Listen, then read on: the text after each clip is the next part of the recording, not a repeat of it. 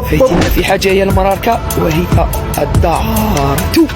دعارة first country in the world. البلاد هذيك عبارة عن برتوش، المملكة قاع كلها عبارة عن برتوش. مملكة للشر والفساد والرذيلة، دولة مخدرات لا تتوانى عن عرض أبنائها وبناتها في سوق السياحة الجنسية. اوكي، فكرتوا تعيتوا وما فهمتوا حتى لعبة. علاش الشعب والقيادات والاعلام الرسمي ديالهم كيحاول يشوه صورة المغاربة والمغربيات وكيصرف اموال طائلة لهاد الغاية؟ وعلاش كيركزوا مجهوداتهم على هاد النقطة ديال الدعارة بالضبط؟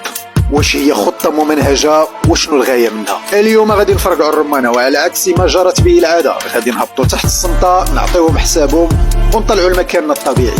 السنوات الأخيرة لاحظنا غليان في الشعب. فيروس نقص المناعة المكتسبة الإيدز في الجزائر يسجل ارتفاعا محسوسا في عدد المصابين.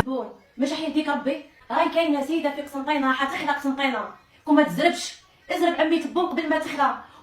حتى التوانسه تخلعوا وطالبوا الحكومه ديالهم باش السلام عليكم اخويتي، والحاضر يعلم الغايب. الناس كلها نعرفوا في الجزائر ان الاخيرا انتشار مرض السيده كثره، عافينا وعافيكم الله. والناس هذو الحدود نتاعنا محلول عليهم، نمشيو ونجيو عليهم. حبوا يضربوا لك السياحه في بلادك، توفي الحذر والحاضر يعلم. والشارع بدأ يتحرك وعين الترك تنتفض. حيث رفعوا عديد اللافتات يستنكرون في هذه الظاهرة. كان يريد أن يكون محترما فمرحبا به بيننا. ورجالات الدين يدخلون على الخط رغم خطورة التكلم على الموضوع. دعارة تنادي، اسمحوا لي الكلام هذا اللي يقول لك شوي خطير.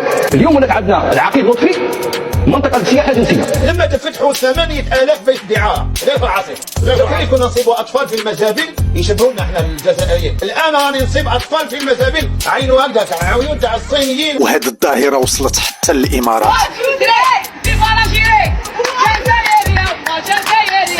ولاحتواء الوضع صفية باللامان كتوصي يسمى أي طيارة تولي تحط من دبي المطار هو اللي بومدين يشوفوهم كاع اللي عاهرات على حساب الهضره تاع الكلب هذا.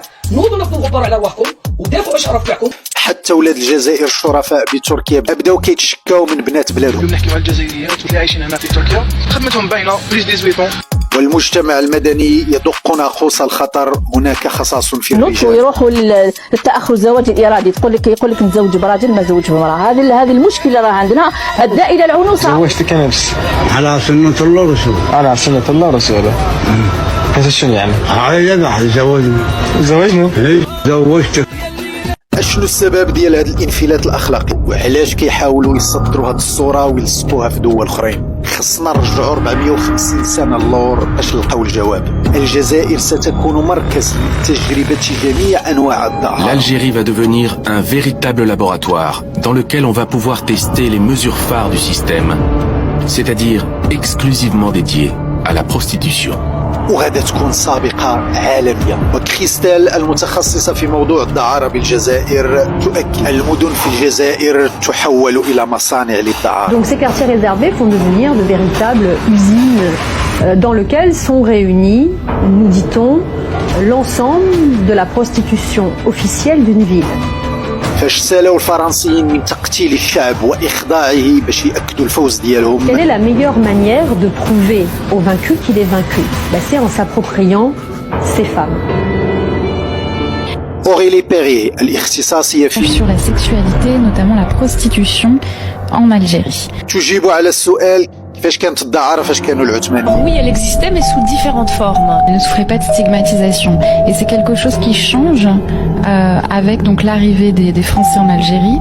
وفاش جاو الفرنسيين اول حاجه اللي داروها كيعينوا مزوار وهو اللي تيقوم بتفرقه النساء على الفرنسيين. وكتستغرب حتى الاعيان ورجالات الدين الجزائريين كانوا كيتسخروا على الفرنسيين وكيجيبوا لهم البنات. Notre travail, c'est que les élites algériennes participent à cette organisation de la prostitution, notamment les autorités religieuses. Voilà, donc j'ai parlé en premier lieu du Mésoir, qui a initialement accepté de travailler pour les Français, donc de donner le registre des femmes courtisanes qu'il avait inscrites. Mais il y a aussi d'autres personnes, notamment le cadi, le juge musulman. أوريلي تصرح في عهد العثمانيين كانوا قبائل كيدربوا بناتهم وكيعطيوهم العثمان، وهذه العادة استمرت حتى مع الفرنسيين. والصحفي الباحث يصرح ما كفاهمش أماكن للدعارة بل حولوا مدن بكاملها للدعارة. C'était pas un lieu, c'était une ville, bordel.